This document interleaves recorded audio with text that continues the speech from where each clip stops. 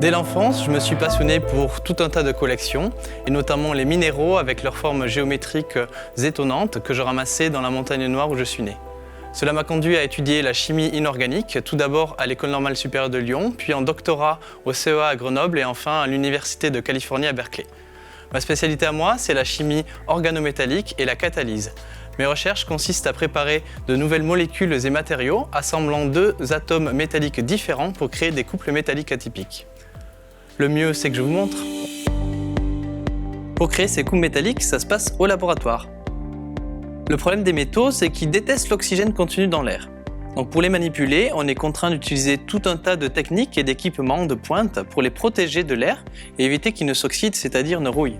Les ions métalliques ont tendance naturellement à se repousser. Donc une grande partie de mon travail consiste à mettre au point des méthodologies expérimentales innovantes pour les faire réagir et forcer les centres métalliques à s'assembler entre eux. Une fois les composés bimétalliques synthétisés, on les purifie, puis on les cristallise. Au sein de ces cristaux artificiels, les atomes sont parfaitement arrangés et ça nous permet d'obtenir de précieux renseignements sur la structure tridimensionnelle de ces molécules par diffraction des rayons X un peu à la manière d'une radiographie. Ces paires bimétalliques sont ensuite incorporées à la surface de matériaux pour obtenir des catalyseurs solides. Par traitement thermique, on peut enlever une partie des atomes qui encapsulent les ions métalliques, que l'on appelle des ligands, pour obtenir des espèces chimiques originales qui sont extrêmement réactives parce que les métaux sont en quelque sorte à nu.